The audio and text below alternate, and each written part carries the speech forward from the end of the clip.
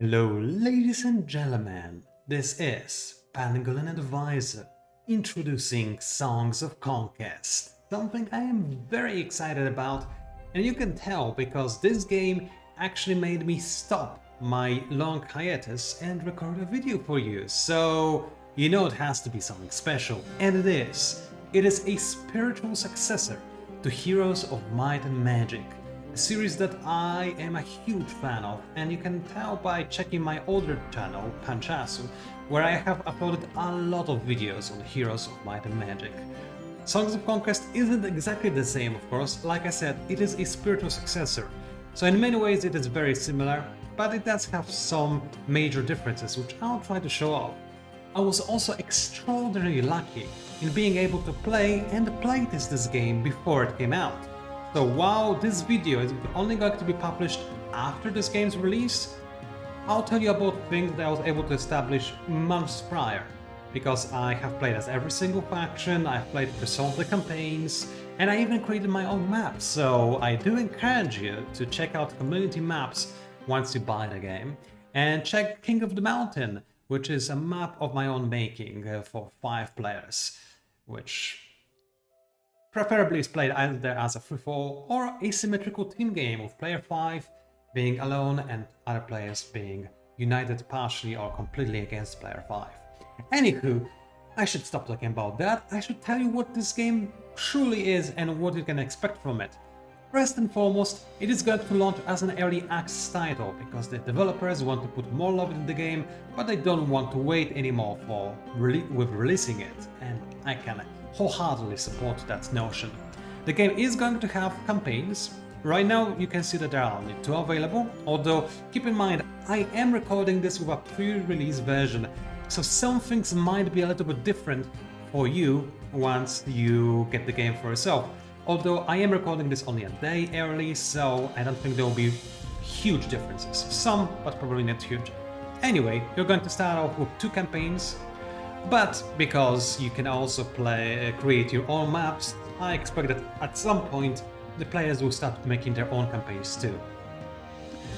Now, in terms of how the game works and how you should play the game, don't worry, I've got you covered. I'm going to load into some of my games and show you exactly what you can expect. And I will start by showing off a little bit of early game on one of the community maps actually.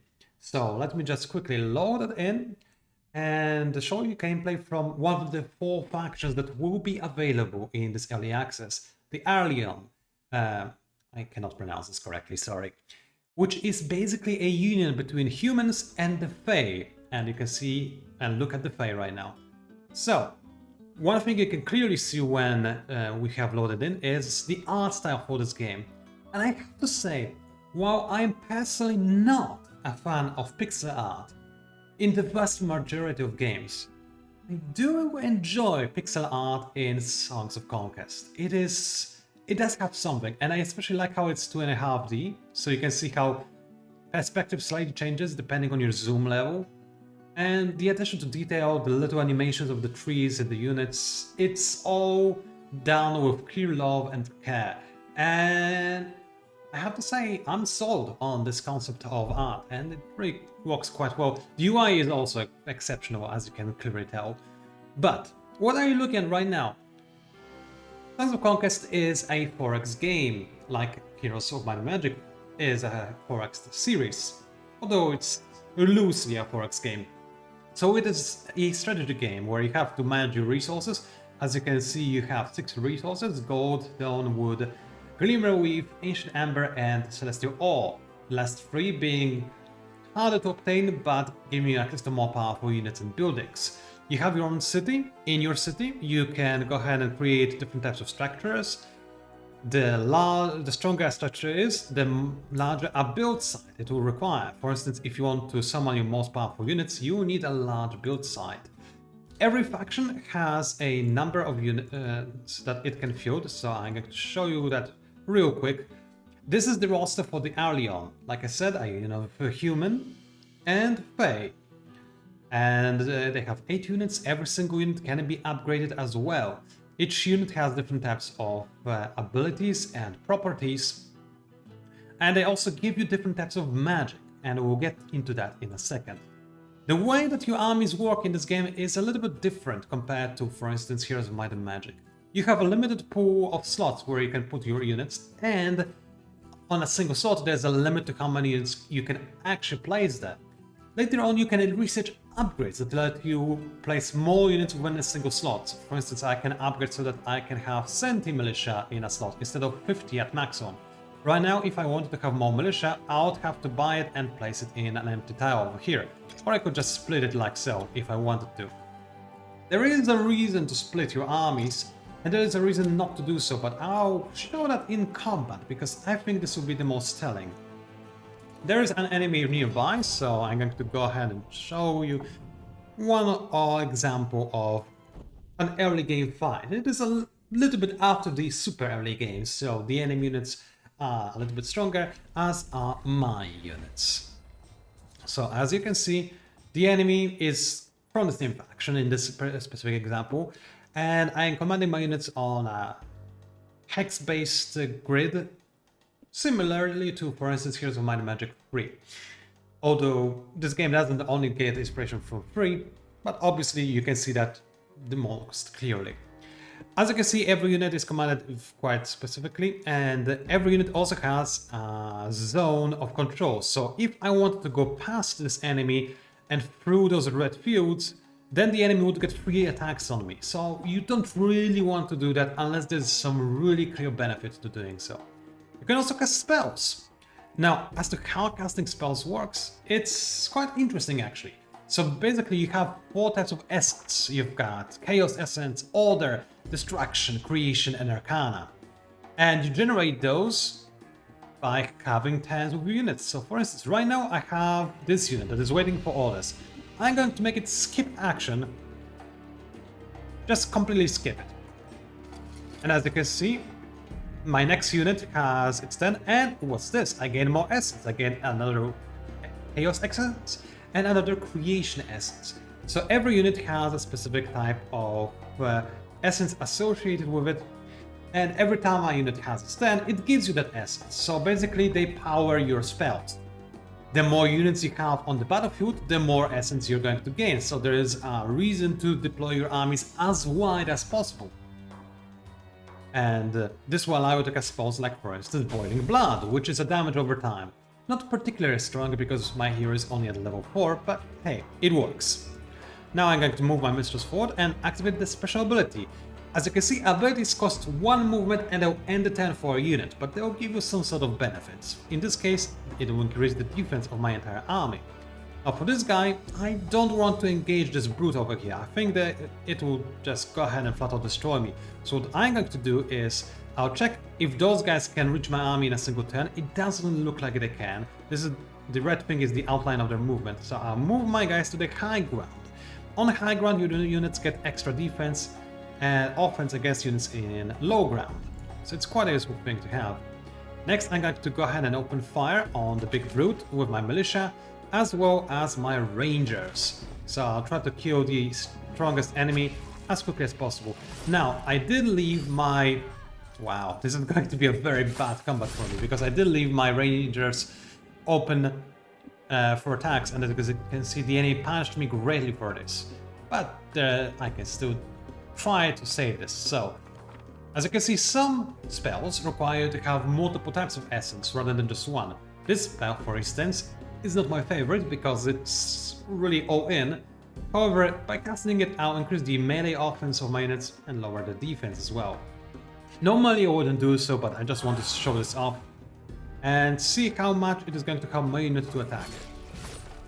Well, it was a poor decision. As you can see, the enemy is now really wrecking me, but at least I get to deal some damage in return. Unfortunately, this militia type of unit, it's a very cheap and basic unit, so it can't fire every turn. It actually has to reload, so it can only attack every second turn. Not ideal, as you might imagine, this situation, so I don't expect myself to win this combat, but again, this is all just for demonstration purposes. There are abilities that will allow your units to attack an extra attack, which is quite nifty. I'm going to use that on my militia, because this actually lets you bypass the problem with the reload skill. And I can fire twice, even though normally this guy has to reload. but now unfortunately he does have to reload, and well, this is what happens. Now, throughout the combat you've seen something happen on the screen. You saw text appear saying momentum every time a unit has died, and basically the way it works is that after you kill an enemy stack of units, all units in your army gain some sort of benefit. So, well, it's beneficial to have wide armies because it gives you more magic. Having wide armies means that it's easier for your enemy to kill units, which is going to give your enemy a buff and allow them to snowball into potential victory. So there's a risk associated in playing with wide armies, and I do like the way it works. Now, as you can see, you can level up your heroes, and there are 3 ways you can level up your hero. You can give them a completely new skill, you can improve a skill you already have, or you can upgrade a command skill, which is the most essential skill in the game, and currently, as it stands, is probably my only criticism of Songs of Conquest. A very minor one because we are heading into early access, so I expect things to get better. However, the way command works is it allows you to field more units. So after I grab the skill, I get an extra slot to place my units. So I can now have 7 stacks of units instead of 6. And you start with just 3. Now, why did I say that this is something that I would consider a bad thing? Well, the reason is quite simple, actually.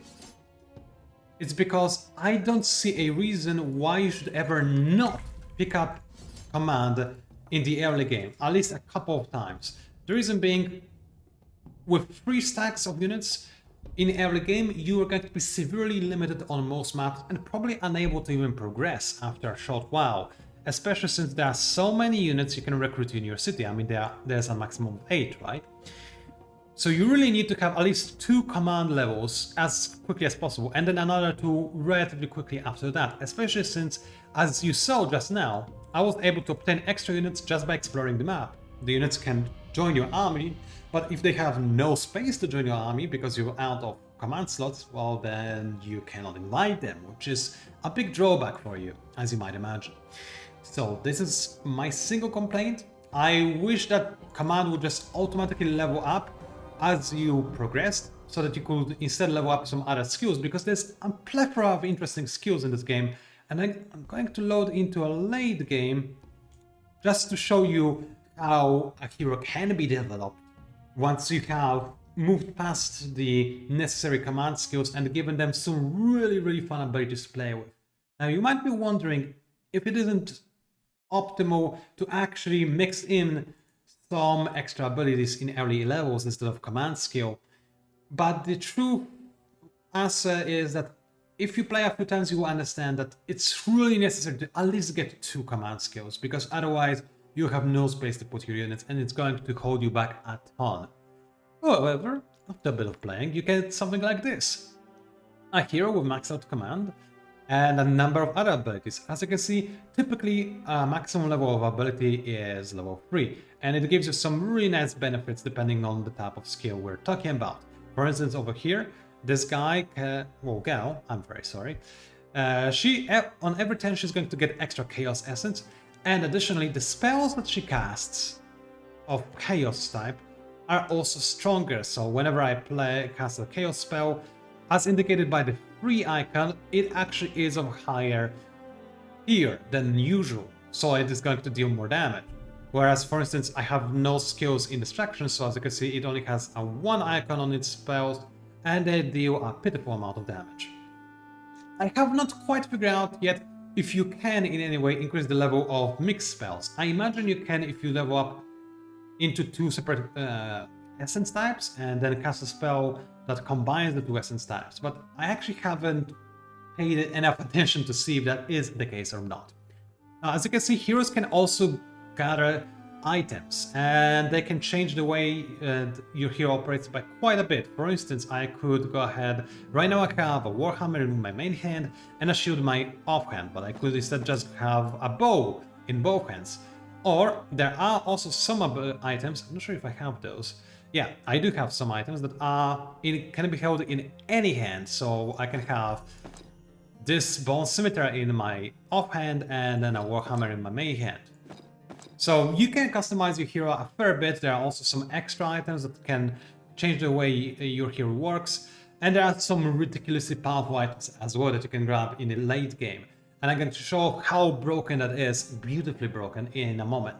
There are also some superpowers. Once your hero reaches level 8, I believe, but don't quote me on that, you get to choose your first power rather than the skill. And as you can see, it can have a very strong effect on your army. For instance, getting extra range means that your ranged units will be able to attack from further away. And ranged units in this game also have something called deadly range. So if an enemy walks close to your ranged units are going to do extra damage to that enemy. However, if you move with your ranged units and then fire, then they're going to do less damage. So it's best if you just fire without moving. Alright, let's show off some super late game, extraordinarily overpowered and broken build, shall we? This is a fully upgraded army for Barya, a different faction which combines humans, some hyena or drefts as they're called, and harima, which I guess you could compare to orcs, but that really is probably not a very good comparison to make, I'll be entirely honest. But anyway, as you can see right now, this is my army, and I have a lot of abilities, a ton of spells I could cast right off from the get-go, because as you gain levels, you can actually start with more essence, and you can also grab extra structures on the map to give you essence, and so on and so forth. I'm going to wait with my shadows, which are very strong units that can bypass the enemy, and instead I'm going to open fire with my Hellbreaths. Those are the strongest units for my faction, and I have an item that gives them an extra attack. Typically they have a reload, so they can only attack once every 2 turns. But those guys that I have, they're ridiculously overpowered because I'm in the late game and I have the proper build. So check this out. Once, boom, and the enemy is gone. And the animation was a bit wonky, but keep in mind it's early access. And I can even give this guy 3 attacks if I want to, and I've even made it so that this guy can attack 4 times in the past. But, well, as you can see, that it's clearly not necessary. So, yeah, you can have some really fun and interesting combos in your game. And keep in mind, you don't have to play this game the way I showed it to you right now. You don't need to have one slot in your army dedicated to one specific unit. Let's grab something, whatever. So right now, as you can see, some of my slots are dedicated to an extra number of hell roars, which are the cannons that I have. But for instance, I do not have a single unit of engineers in my army, which I could recruit, because as you can see, there are engineers right there, artificers even. They have flamethrowers, so they're really cool. But I really wanted to have extra cannons because I'm a maniac, so I got them. There are also other units, for instance, the veteran pioneers, which are exceptionally good at defending your army, but again, I wanted to have more hyenas or drafts because honestly, first of all, this unit is absolutely amazing, and secondly, I mean, I love hyenas, so really it was a no-brainer for me. Anywho, this is everything you can recruit from this specific faction that I'm showing off. And as for how everything works on the map, it's basically as you see. You walk around, you go ahead and pick up some resources, like the gold over here. You can claim 2 extra buildings. This particular building increases the amount of Arcana essence I get in combat. You can pick up items, you can pick up temporary or persistent buffs for your wielder. Wielders are heroes, that's how they're called in this game. And so on and so forth. You can also go ahead and recruit additional wielders and have them move around the map and pick up stuff and do everything you need them to do. You can conquer enemy cities, you can convert them into your own cities so that you can keep whatever you have obtained from the enemy. I do wonder if you have a save this time, but I won't look because it will take too long. But anyway, you can develop your cities quite a lot. There are 3 types of cities. There are cities, which you can develop into having a lot of different structures, and as you remember, those structures give you different things. There are towns, which are slightly smaller. As you can see, you can build fewer structures in there. And there are villages. There's not a single village on this map, but they are extraordinarily limited and basically only good as resupply points, or maybe in early game as early resource potential. I did mention tech tree. This game does have a tech tree. You can, for instance, increase the amount of troops you can have. Like right now, pay attention to, let's say, the Pioneers. I can only have 30 in a stack. But by purchasing this upgrade, I can now have 35. So, an extra improvement. I can increase the amount of essence I have available to my wielders. I can get some passive gold income, also celestial ore income. It depends on the faction, by the way. And I can also purchase improvements for my army. For instance, I could make all my humans get extra melee open. And there you go. In order to unlock the research tree, you actually need to create a tier 3 structure. So it's relatively difficult. I'm going to show off real quick. So in order to create this kind of structure, you actually need to build a large structure. So you can only make those in very advanced cities. And this particular one, I believe it was Merchants Guild.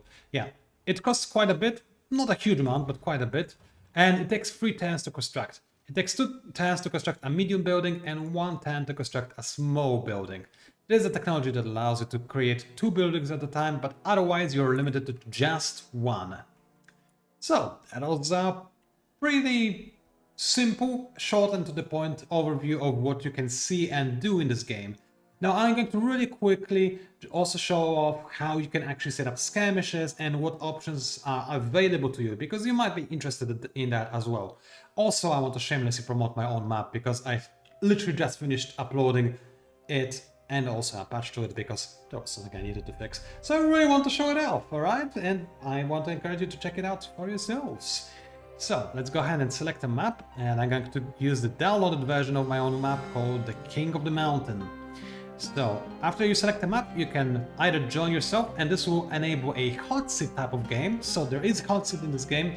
You can also host a multiplayer games. So you can also play with your friends online, or you can play if in a single room. So that depends on you entirely. It's just like in Heroes of Might and Magic, really. You can also add AI. So for instance, let's say that I want to add AI to every single map. And I want an AI ally, I want 2 AI enemies, and 1 AI to be alone. And this is the preferred way to play this map, by the way. So the way I set it up is that there's a Mad King in the middle as player 5. And they are going to be very powerful if you let them steamroll over the map, so you have to move into bigger cities and try to stop them. There are currently only 2 AI difficulty modes, easy and normal. The AI is not the smartest right now. It makes some rather questionable decisions. If there's a lot of cities on the map, the AI will do well. But if there are few cities on the map, the AI might be left behind by quite a bit. So there's something you need to keep in mind, probably. Right, I haven't shown you some of the factions yet, so I'm going to turn on Barony of Loth as my new faction. And I'm also going to go ahead and select whatever for the other factions, it really doesn't matter. And I want green. Alright, let me have the green, there we go. You can also select the type of wielder you want to have. So for instance, let's say I want to have a guy who starts with specters, I can do so. Or you can have a guy that starts with basically wannabe dragons. You can do that too. You can also set up some basic settings for the map, for instance how many resources there are, how fast you can recruit units, and so on and so forth. And then you can just start the game, and it's really as simple and as easy as that. So I'm also going to briefly show you how it works when you capture settlements, because on this map, if you are one of the outlying factions, player 1 to 4, you actually don't start with a city, you have to claim one, which is right next to you, so it's really not a big deal, so don't worry about this. And in this game, if you have no cities for 5 turns, you lose. So you do need to make sure that you have some area you can control, but if you lose all of your areas of control but still have armies, that doesn't mean it's game over for you just yet. So I'm just going to go ahead and capture this settlement. And as you can see, by capturing the settlement, the map also slightly changed. I really love this attention to detail. Every single faction has its own tile set, so I'm playing as the undead right now, Loth, the Barony of Loth, and the tile set reflects their evilness and evil nature, and I really enjoy it. And I'll show off the troops real quickly for you, and they are fantastic. I mean, I do love that there is a cameo for Dragon's Dungeon in here. It's absolutely great. Also, this unit is ridiculously powerful, so keep an eye out for it. But generally, the Barony of Loth does have some really cool units, as you might expect. And yeah, and then you play it as you might expect. You can get some extra movement or extra experience. and you can fight with some other units. For instance, right here, right there is a Rana, and I believe my ally is also a Rana player, so you can see that Rana player right over there, clearing some troops and obtaining more resources on the map and starting production as soon as possible. So that's basically the way it works. Small tip for anybody who's trying to play my map: if you're playing as the outlying factions, do follow the road. It is going to lead you to a city, because you need a city. If you start in a small settlement, it's not going to be enough for you, not at all, not by a long shot. But anyway, this is mostly what you can expect from this game.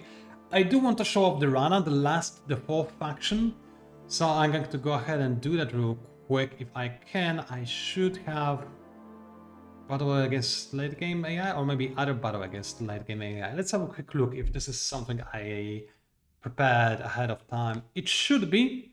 And with that, I'll probably end the video, since it's relatively long as it is, and I know I'm out of practice when it comes to recording videos, so I expect me to cringe a lot while listening to myself, but hopefully it's not going to be that bad.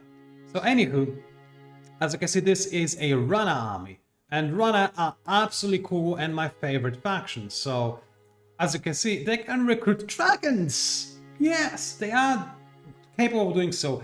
And these are separate units actually. Usually the units in the bottom row are upgrades, but dragons are separate units entirely, and you can also upgrade those dragons further, although they do not have a separate window for that. So it's a little bit awkward, you have to do it in an upgrade panel, but you can do so. Anywho, they have some amazing units. They have another cameo from Dagger's Dungeon. I really like that cameo, though I don't think it's a very good unit. But they do have amazing shamans, so it's okay. And they have dragons. And did I mention that they have dragons? Yes, they do. And dragons are amazing. Anyway, let's have a quick fight against the AI. It's horribly outmatched, but I want to show off some late game combat for you that is maybe not... No, let's be honest. It is going to be one-sided, but it's not going to be one-sided. No, it is. It absolutely is. So as you can see, you can also move your units around the battlefield a little bit to set it up in the way you want, so that you can have the optimal positioning on the battlefield, although you are limited. I cannot, for instance, place units on the grayed out areas, same as my enemy.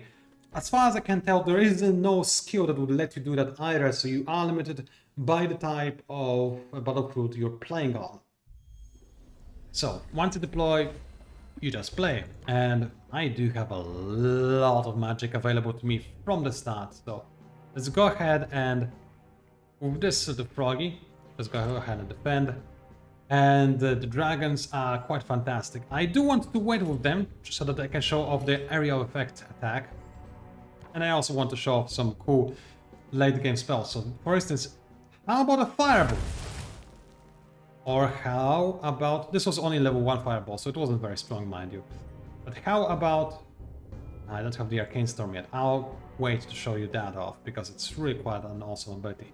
Okay, so as you can see, some units do have those abilities. This guy, for instance, will attack any enemy automatically if the enemy gets in range. And right now, this enemy is in range of deadly range of this particular unit. So as you can see, I have a double arrow icon, which means that I can attack him with more efficiency, which is quite nice. And as you can see, I have gained this so-called momentum, so all of my units are buffed.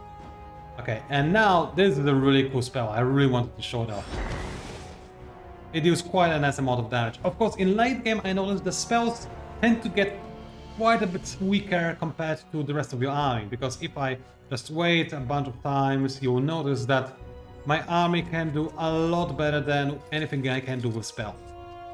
And if you don't have any spell-specific skills, that would be the case even sooner than you otherwise would be for you. But anyway, fortunately there's no enemy in a line, so I cannot show off the amazing ability of the dragons, but that's fine. I'm just going to go ahead and fly over here and ban some enemies to a crisp, because that's always fun. Then I'm going to poison them, because why not? Then I can teleport my dragon straight to the enemy, because why not? It scares them a lot, and honestly I would be scared by a dragon myself. And then I can have a phoenix just rain fire on some enemy, because why not? It's cool. So anyway, ladies and gentlemen, this is Songs of Conquest. I hope I piqued your curiosity. It is really quite a fascinating game. very fun to play, mind you, and it has a ton of potential. Like I said, it is going to come out as an early access title, so you're going to have to wait if you want to see how it's going to come out in its full glory once it exits early access and actually releases as a full-blown title. However, in my honest opinion, this game is already good, fun and playable as early access, and really, you don't have a reason to wait. If you were feeling like you're on the fence on it, go ahead and watch other videos. But typically with early access, you worry that the developer might fail to update the game and never reach its full potential and whatnot. And in my opinion, this game already would be fine as a full-blown product. Like, honestly, it would be. There are some quirks to figure out, like with the command skill or whatever, but those are quirks. It's a really fun game, and I wholeheartedly recommend it. And in my opinion, you don't have to worry about this being early access title at all. If anything, you can be optimistic, because if at any point we get something better than what we already have, it's going to be a truly mind-bogglingly good game and an instant classic in my book. It's absolutely great. I do hope there are more factions, although the devs have made no announcements as about extra factions, so don't get your hopes up necessarily. It would be great, don't get me wrong, it would be absolutely great. I have my own ideas for extra factions, and the developers have shown that they have really cool, unique ideas. But anyway, this was it. Thank you very much for watching, and I'll see you online.